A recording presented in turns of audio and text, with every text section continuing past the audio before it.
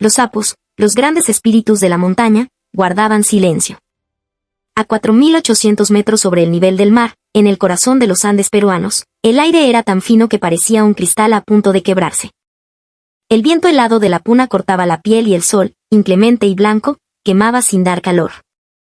En este reino de cóndores y vicuñas, el silencio era ley. Pero esa mañana, la ley se rompió. Un zumbido agudo, metálico y limpio, ascendió por las laderas. Un viejo pastor, con el rostro cuarteado por 1000 soles y 1000 heladas, se detuvo y afinó el oído. Lo que vio a continuación desafiaba toda lógica, toda memoria. Allá abajo, deslizándose por el imposible zigzag de acero que trepaba la montaña, una serpiente de plata y escarlata se movía con una velocidad y una gracia que no pertenecían a ese mundo.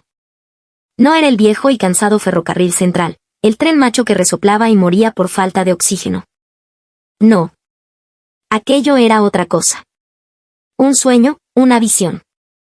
Nadie, absolutamente nadie, creía que un tren pudiera correr a esta altura y a esta velocidad, resonaría una voz en un futuro cercano. Y era cierto. Durante un siglo, los Andes habían sido un gigante invicto, un titán que devoraba máquinas y aplastaba sueños. Los trenes se descarrilaban en curvas traicioneras, sus motores diésel se ahogaban en el aire sin oxígeno, y los huaicós, ríos de lodo y piedra, borraban las vías como si fueran simples dibujos en la tierra. Conectar las comunidades andinas aisladas, traer medicinas, llevar sus cosechas a la costa. Era una batalla perdida, una herida abierta en el orgullo del Perú. Esta es la historia de cómo esa herida comenzó a sanar. No es solo la crónica de una megaestructura. Es la epopeya de cómo la precisión milimétrica de Japón y el indomable ingenio peruano se dieron la mano para conquistar lo imposible. Es el relato de una proeza que comenzó, como muchas grandes historias, con una dosis abrumadora de escepticismo, a miles de kilómetros de distancia, bajo los cielos grises de Tokio. El tren rápido que se deslizaba desde Narita hacia el corazón de Tokio era un prodigio de eficiencia silenciosa. A través de la ventana, un torrente ininterrumpido de edificios grises y viaductos de concreto fluía como un río artificial. La ingeniera Elena Quispe cerró con un golpe seco la carpeta de informes que descansaba sobre sus rodillas y soltó un suspiro casi inaudible. De verdad era necesario venir hasta Japón, pensó, sintiendo el peso del jet lag y de una profunda desconfianza. Sentado en diagonal frente a ella, Javier Correa, un alto funcionario del Ministerio de Transportes, jugueteaba con su tablet. «¿Quieren un informe de la visita, Elenita?», dijo con el tono condescendiente que ella tanto detestaba.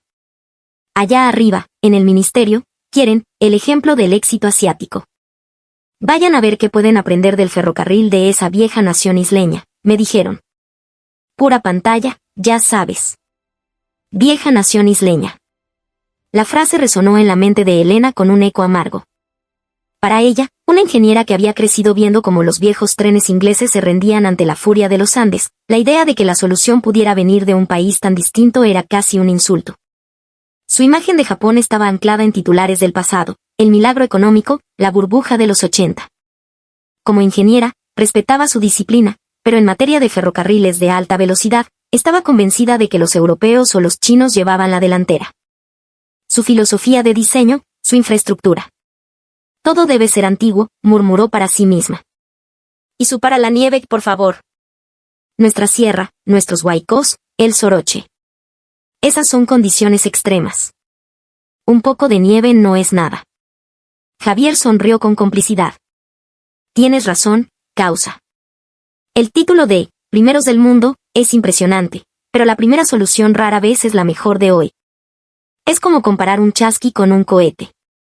Afuera, los trenes bala se deslizaban por un laberinto de vías elevadas con una precisión asombrosa, pero para ellos dos, en ese momento, no era más que parte del paisaje, un fondo exótico y ajeno a su realidad. Un anuncio en el vagón indicó su llegada a la estación de Tokio. Empujados por una marea humana, descendieron al andén y Elena se detuvo en seco.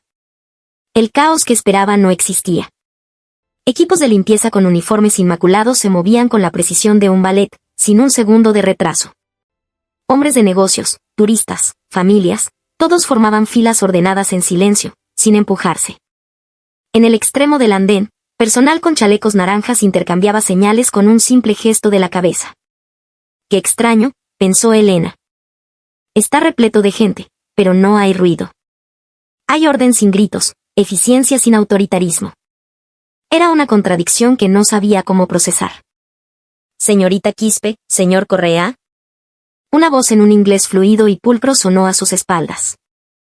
Al volverse, vieron a un hombre japonés con un traje gris impecable, inclinando la cabeza en una reverencia respetuosa. La placa en su solapa decía, Kenji Tanaka.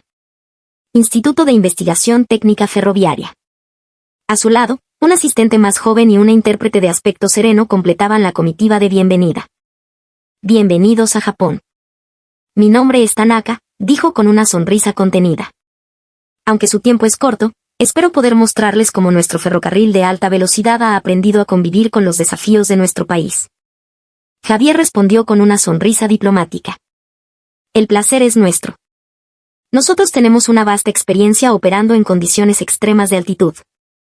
Espero que podamos aprender mutuamente». En sus palabras se colaba una sutil nota de superioridad. El invierno japonés podía ser duro, sin duda, pero para quienes habían lidiado con el mal de altura a casi 5.000 metros y con deslizamientos que borraban kilómetros de vía, los desafíos de una isla asiática parecían, en comparación, un juego de niños.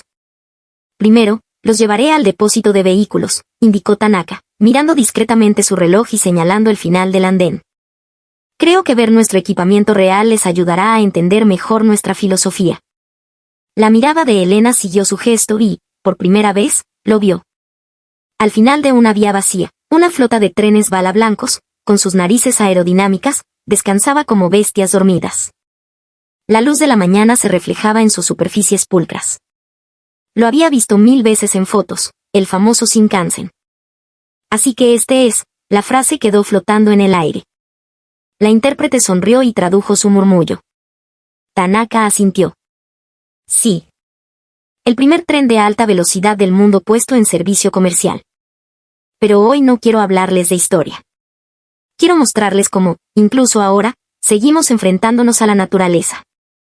La historia no, el presente». Esa frase retumbó en la mente de Elena, dejando una pequeña fisura en su armadura de escepticismo. Aquel hombre no se aferraba a la gloria pasada. En algún rincón de su cerebro, la imagen de la vieja nación isleña comenzaba a desvanecerse. Pero de inmediato, la voz fría y analítica de la ingeniera tomó el control. «No te dejes impresionar por las apariencias, Elena. La procesión va por dentro. Examina los detalles, las soldaduras, los sistemas. Ahí es donde encontrarás la obsolescencia». Se ajustó la correa del bolso, como si se preparara para una batalla. Iban a entrar en el corazón de lo que Japón consideraba su frente de batalla contra la naturaleza. Lo que encontrarían allí serían las reliquias de un éxito pasado o algo que nadie, ni siquiera ella, había visto antes. Todavía no lo sabía, pero aquella visita, que comenzó en un andén de Tokio, se convertiría en la primera página de una historia que cambiaría para siempre el rostro de los Andes peruanos. Tras un viaje de casi una hora en un vehículo privado desde el centro de Tokio, un vasto complejo ferroviario apareció en el horizonte. Edificios grises y una red infinita de vías se extendían como un sistema circulatorio de acero. Dentro, los operarios se movían con una eficiencia silenciosa y decidida que a Elena le pareció casi sobrenatural. «Este es el núcleo de nuestras operaciones en condiciones adversas», explicó Tanaka mientras descendían del vehículo.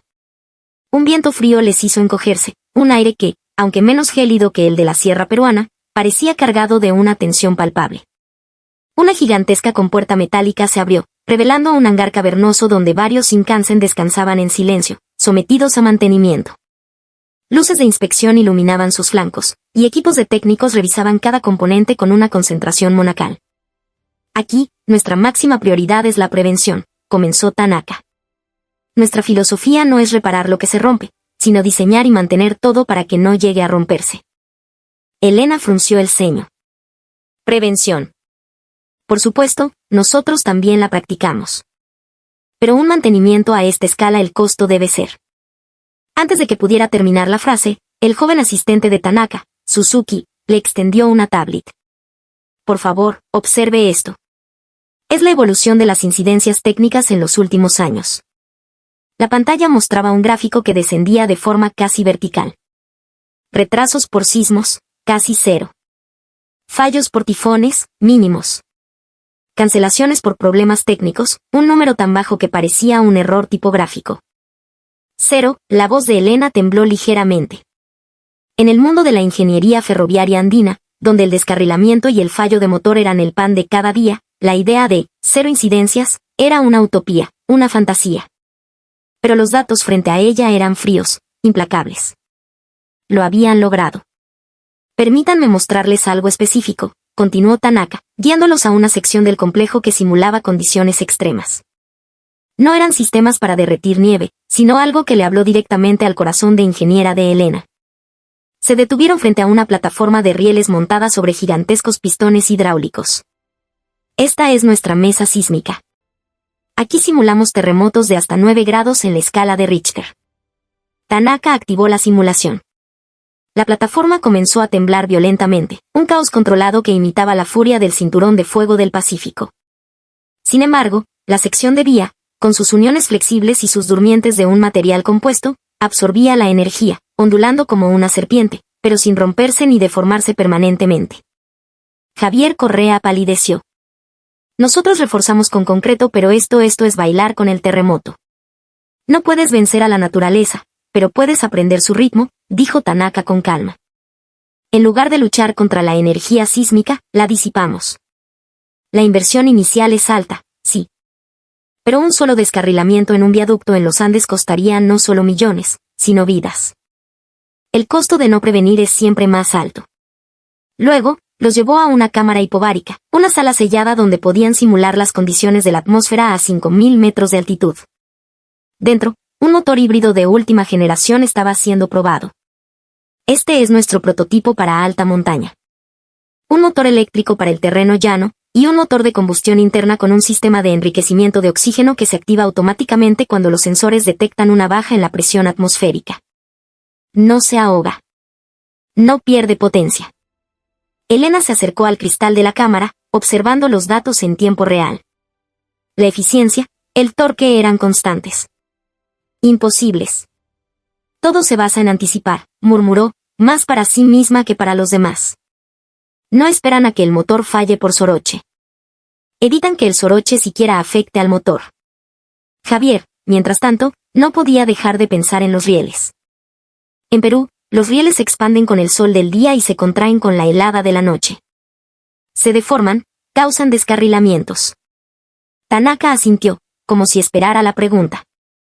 Por eso desarrollamos una aleación especial con un coeficiente de dilatación térmica extremadamente bajo. Y nuestras soldaduras son aluminotérmicas, sin juntas. La vía es una cinta de acero continua. No hay clac clac. No hay puntos débiles. Cada explicación era un golpe a las convicciones de Elena. Todo lo que veía estaba diseñado no para reaccionar a un problema, sino para eliminar la posibilidad misma de que el problema ocurriera. El sistema de drenaje, diseñado para evacuar el agua de un huaicó en minutos. Los sensores en las laderas, capaces de detectar microsismos que preceden a un deslizamiento. La palabra que resonaba en su cabeza era integral. No eran soluciones aisladas, era un ecosistema de prevención. Debo ser sincera, se atrevió a decir Elena, buscando la mirada de Tanaka.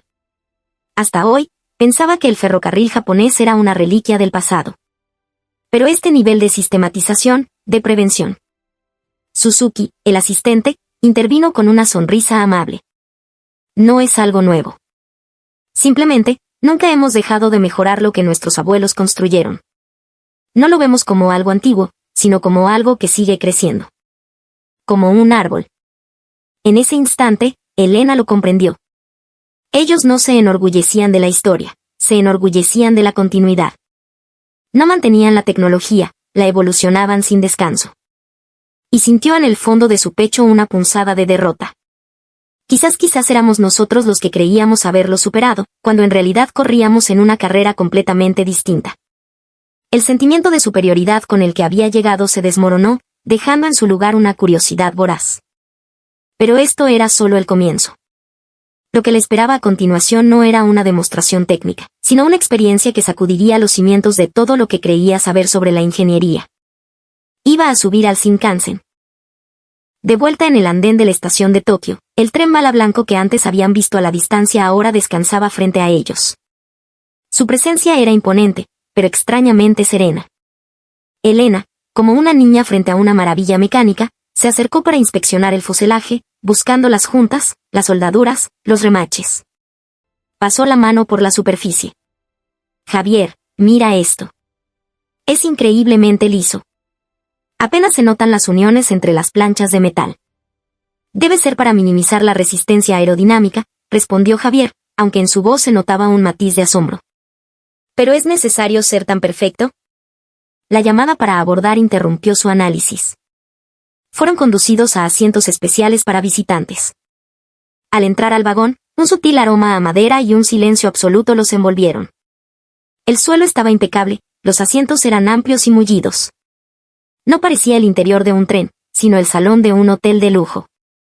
Esto es el interior de un tren de alta velocidad, susurró Elena. Tanaka sonrió mientras la intérprete traducía. Muchos de nuestros pasajeros viajan durante horas. La comodidad es tan importante como la velocidad. Si buscas solo la velocidad, fatigas a la gente. ¿Y de qué sirve llegar rápido si llegas exhausto? Incluso piensan en eso, el paradigma de Elena se resquebrajó un poco más. Las puertas se cerraron con un siseo casi inaudible y sonó el anuncio de partida. Pero no hubo sacudidas. Ni un solo tirón.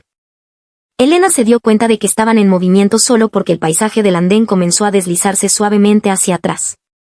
No había el chirrido de las ruedas, ni el rugido de un motor. De verdad nos estamos moviendo, bromeó, pero al mirar a Javier, vio que él también tenía una expresión de incredulidad. El tren demostró su verdadero poder unos minutos después.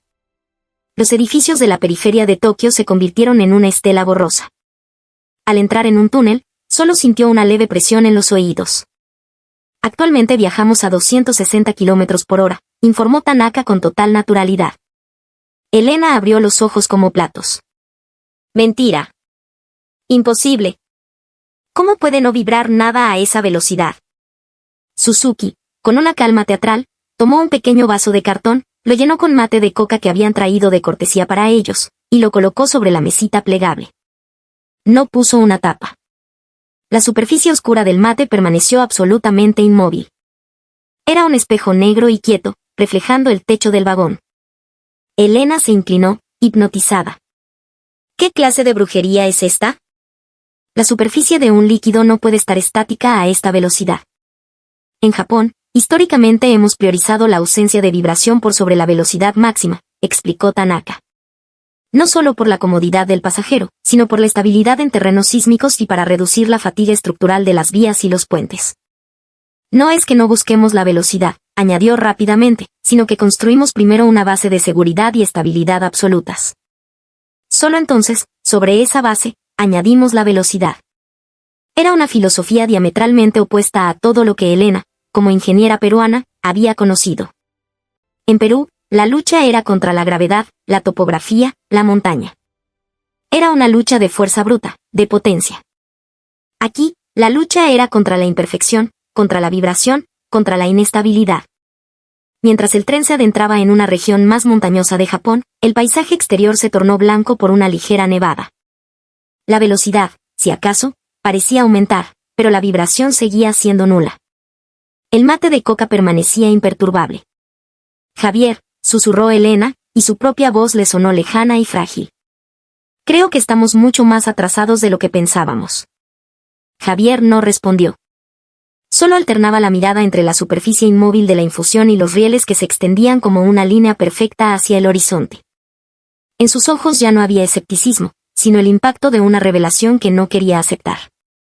El tren bala japonés no era una reliquia del pasado. Estaba en una dimensión diferente, una a la que nadie más parecía haber llegado. Pero el viaje aún no había terminado. Su próxima parada era en el corazón de una de las zonas más duras de Japón. Allí, la filosofía que acababan de empezar a comprender se manifestaría en su forma más pura. Les esperaba una estación diseñada no para combatir la naturaleza, sino para vivir en perfecta armonía con ella. El Shinkansen avanzaba hacia el norte, y el paisaje tras las ventanillas se transformó en un lienzo blanco. Los techos de las casas acumulaban una fina capa de nieve, pero el tren no reducía su marcha. En condiciones que en Perú hubieran obligado a una cautelosa ralentización, este tren continuaba su carrera como si el invierno fuera un simple espectador. Próxima parada, Nagaoka, anunció una voz suave por los altavoces. Elena se irguió en su asiento. Nagaoka era una de las regiones con más nevadas de Japón. Este sería el verdadero examen, el corazón de la bestia. El tren aminoró la marcha y se deslizó en el andén con su silencio característico.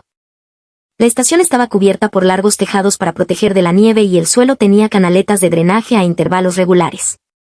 Pero lo que dejó a Elena y a Javier boquiabiertos no fue la arquitectura. No tiene sentido, dijo Elena, asomándose para ver las vías.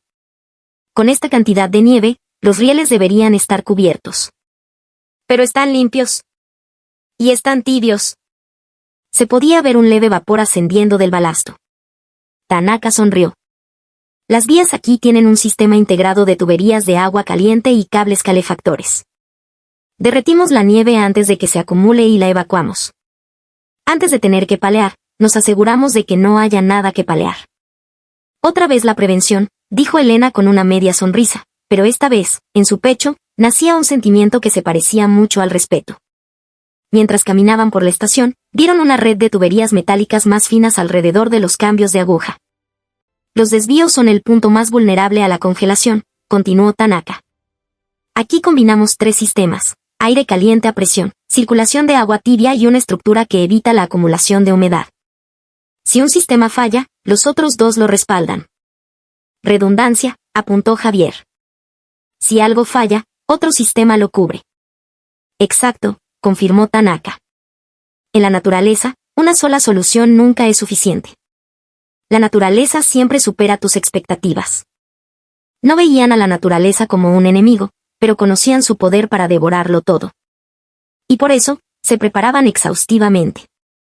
Fueron guiados a una enorme instalación de drenaje subterránea bajo la estación. El mayor peligro no es la nieve, es el agua, explicó Tanaka. La nieve derretida, si se vuelve a congelar o se estanca, causa accidentes y averías. Señaló unas rejillas en el suelo. Un torrente de agua helada corría por la superficie y era absorbido por el subsuelo. Todo el sistema de drenaje está descentralizado y monitorizado. Podemos detectar una posible obstrucción antes de que ocurra. Es perfecto, se le escapó a Elena. Para que un tren de alta velocidad pueda operar sin interrupciones en un clima así, tiene que serlo, replicó Tanaka. Javier asintió lentamente, con los brazos cruzados. Nosotros tratábamos a la naturaleza como un obstáculo. Algo que hay que dinamitar, perforar, remover. Siempre estábamos a la defensiva.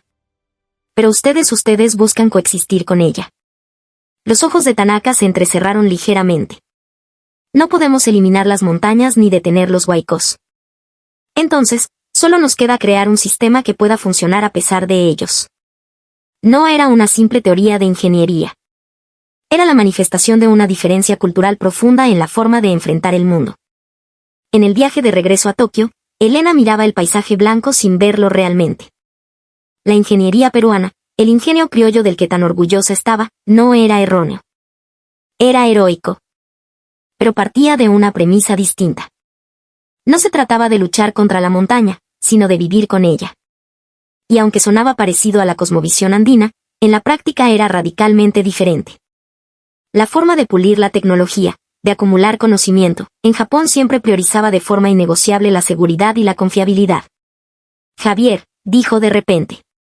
Tenemos tanto que aprender. Él respondió en voz baja, casi para sí mismo.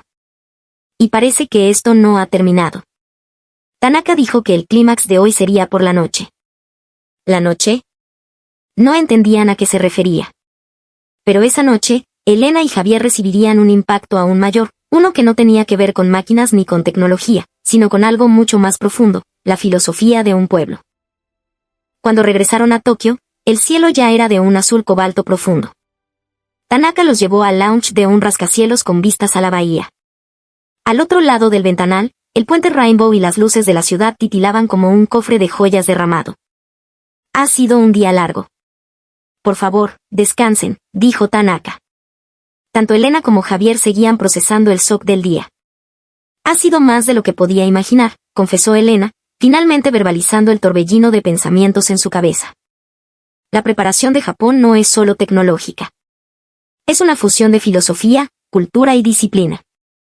Todo en uno. Javier asintió. Nosotros creíamos que ganábamos en las cifras, la altitud récord, la pendiente más pronunciada. Pero hoy he entendido que ustedes han estado perfeccionando el valor que hay detrás de las cifras. La confiabilidad. Tanaka sonrió levemente. Nosotros también creemos que tenemos mucho que aprender del Perú. Los materiales para el frío extremo, el diseño de tracción en pendientes, las estructuras que soportan la fatiga del terreno. Nuestra geografía es dura, pero la de ustedes es de otra magnitud. Por eso pensamos que si combinamos nuestras fortalezas, podríamos crear algo verdaderamente nuevo. ¿Combinar?, preguntó Elena, ladeando la cabeza. Suzuki manipuló su tablet y proyectó una imagen en la mesa. De hecho, nos gustaría proponerles un proyecto conjunto. Un ferrocarril de alta velocidad Perú-Japón, basado en las tecnologías que han visto hoy. Elena y Javier contuvieron la respiración. No era una simple visita de cortesía. Era una propuesta. Una que nunca habían previsto. ¿Con nosotros? ¿Por qué?, preguntó Javier, recuperando su tono de burócrata. Porque el ferrocarril del futuro debe funcionar en cualquier clima y cultura, respondió Tanaka con serenidad. La tecnología desarrollada únicamente en Japón tiene sus límites. Pero si fusionamos la resistencia andina con nuestra filosofía de prevención, podríamos crear un tren que no se detenga en ninguna parte del mundo. Quizás podríamos llamarlo el Tren Cóndor. El corazón de Elena dio un vuelco. Hasta ese momento, nunca había concebido la idea de compartir tecnología. La tecnología era una ventaja competitiva, un orgullo nacional, un secreto que guardar. Pero los ingenieros japoneses miraban en una dirección completamente diferente. Por ejemplo, aquí hay un borrador de las 3 fases del proyecto, dijo Suzuki, deslizando imágenes en la pantalla. Fase 1. Compartir todos los datos geológicos y de rendimiento. Fase 2. Intercambio de ingenieros, que pasarían 6 meses en el terreno del otro país. Fase 3. Desarrollo conjunto del prototipo. ¿Hablan en serio? La voz de Elena era una mezcla de asombro y emoción. Sí. Creemos que la cooperación, no la competencia, construirá la próxima era del ferrocarril, afirmó Tanaka. Sus palabras la golpearon con fuerza. Javier, sin embargo, se inclinó hacia adelante. Tengo una pregunta. ¿La tecnología que se desarrolle, a qué país pertenecerá? ¿Cómo se manejará la propiedad intelectual? ¿Esta chamba, de quién será al final? Era la pregunta lógica, la que siempre iniciaba discusiones interminables. Pero la respuesta de Tanaka fue directa y demoledora. La propiedad intelectual, en principio, será compartida por ambos países. Y, en la medida de lo posible, la haremos pública para el mundo. ¿Pública?, exclamó Elena. Sí. El ferrocarril transporta vidas humanas. La tecnología que garantiza la seguridad no debería ser algo que las naciones atesoren para sí mismas. Debería ser patrimonio de la humanidad. Elena se quedó sin palabras. ¡Qué visión tan inmensa! Perú era una nación orgullosa, pero la idea de priorizar el bien del mundo por sobre el interés nacional estaba fuera de su paradigma. Esa noche, con las luces de la bahía de Tokio como telón de fondo, el apretón de manos que intercambiaron fue más que un acuerdo de cooperación técnica. Fue un pacto de valores. Construyamos juntos un tren que pueda superar cualquier invierno, cualquier montaña, dijo Tanaka. Elena asintió con una fuerza que no sabía que tenía. Por supuesto. Perú cooperará con todo su esfuerzo. Lo que he visto hoy ha cambiado mi vida. Quiero ver el final de este camino, juntos. Javier también sonrió, esta vez sinceramente. Supongo que tendremos que estar a la altura de su filosofía de prevención. Nos espera una buena chamba. La superficie del agua en los vasos vibró levemente. Pero esa vibración, a diferencia de la del mate de coca en el tren, no significaba estabilidad, sino el comienzo de un cambio monumental que sacudiría al mundo. Sin embargo, el verdadero cambio estaba por comenzar. 3 años después, en las alturas de los Andes, un nuevo tren estaba a punto de nacer. 3 años después. El aire en Ticlio era una navaja de hielo que cortaba los pulmones. A 4.818 metros de altura, el cielo era de un azul tan oscuro que parecía casi negro. Elena Quispe, ahora jefa del proyecto Cóndor, sentía el frío en los huesos, pero su pecho ardía con una mezcla de pánico y euforia. A su lado, en el centro de control improvisado en la Oroya, estaba Tanaka, que había pasado el último año y medio en Perú. Ingeniera. Reporte de la quebrada Río Mac, gritó un joven técnico, su voz teñida de urgencia. Los sensores sísmicos de la ladera oeste se han activado. Hay un huaico en formación. El viejo protocolo habría sido evacuar y cerrar la línea por semanas. Pero este no era el viejo sistema. En la pantalla principal, los datos de los sensores japoneses se superponían con un mapa topográfico detallado por geólogos peruanos. Julio, gritó Elena a un hombre mayor, de rostro curtido y manos callosas, el maestro de la vieja guardia. Tú conoces esa quebrada como la palma de tu mano. ¿Por dónde baja la peor parte? Julio, que al principio había llamado a los japoneses fabricantes de juguetes, se acercó a la pantalla. Siempre por el lado izquierdo, ingeniera. La roca ahí es más suelta. Pero, señaló un punto en el mapa, hace 50 años, mi abuelo construyó un pequeño muro de contención ahí. Con piedra de río.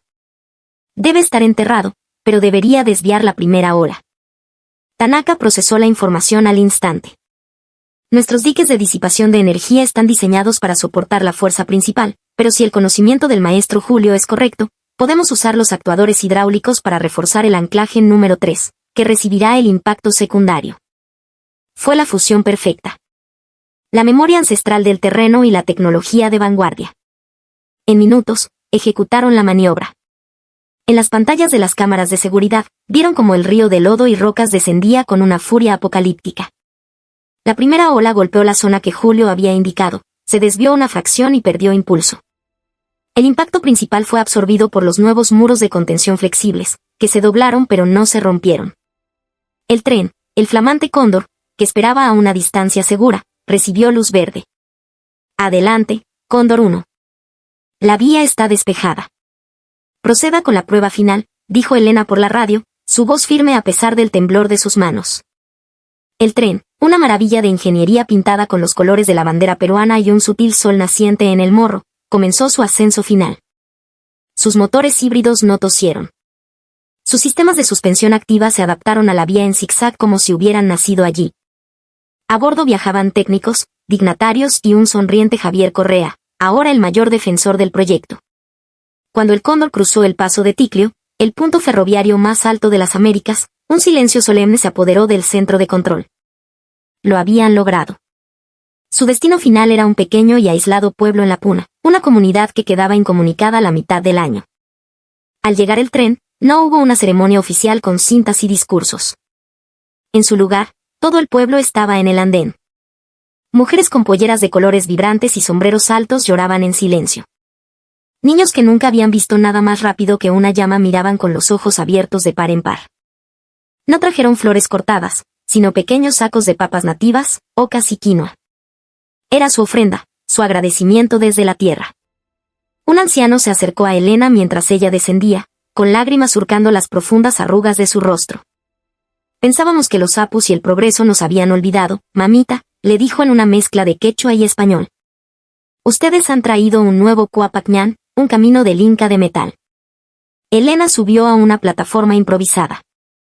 Miró a su gente, a los técnicos peruanos y japoneses que trabajaban codo con codo. Miró a Tanaka, que le dedicó un leve asentimiento de respeto. Y habló. Hace 3 años, comenzó, su voz resonando en el aire fino y puro, fui a Japón a buscar tecnología. Y la encontré. Pero descubrí algo más importante, un socio, un amigo. Nos enseñaron a prevenir, a planificar, a buscar la perfección. Y nosotros les enseñamos la terquedad de nuestras montañas, la resistencia de nuestra gente, el ingenio peruano, que nunca se rinde. Este tren, continuó, señalando a la majestuosa máquina, no es un regalo de nadie. Es el fruto de nuestro sudor, de nuestra sangre, unido a la sabiduría de un pueblo lejano. Hoy, el mundo ve que el Perú no es solo nuestro glorioso pasado inca. Hoy, el Perú tiene un futuro. Un futuro que vuela tan alto como el cóndor. Un estruendo de aplausos y vítores estalló, rompiendo el silencio milenario de la Puna. Era el sonido de un país que se reencontraba consigo mismo. Semanas después, en su silenciosa oficina de Tokio, Kenji Tanaka abrió un correo de Elena. No había texto, solo un archivo de video. Le dio al play. La pantalla se llenó con imágenes del cóndor recorriendo los paisajes andinos. Luego, entrevistas. Una madre joven, ahora mi hijo puede ir al hospital en la ciudad en 2 horas, no en 2 días. Un agricultor, por primera vez, Puedo vender mis papas a un precio justo en Lima. Ya no se me pudren esperando un camión que nunca llega. Un joven ingeniero peruano, uno de los que Tanaka había formado. El maestro Tanaka nos enseñó que los números son importantes. Pero la ingeniera Quispe nos recordó para quién son esos números. El video terminaba con una escena simple. El tren detenido en una estación remota. Una niña pequeña, con 2 trenzas largas y mejillas rojas por el frío, se acercaba al conductor y le ofrecía una papa. Una sola papa. La sonrisa del conductor lo decía todo. La voz en off de Elena cerró el video. Los números dirán que el proyecto fue un éxito, 0 descarrilamientos, puntualidad del 99%. Pero la verdadera medida del éxito, ingeniero, es esta. La esperanza. El futuro. Ese es el valor que creamos juntos. Tanaka cerró los ojos. No sentía orgullo ni satisfacción. Sentía algo más profundo. Una sensación de plenitud, la certeza de que la ingeniería, en su forma más pura, era un acto de amor. Sobre su escritorio descansaba un nuevo archivo, un borrador. Se titulaba, Proyecto de Integración Ferroviaria Andina. Fase 1, Corredor Bioceánico. Su mirada se perdió en la noche de Tokio, pero su mente ya estaba de vuelta en las cumbres de los Andes, soñando con el próximo imposible.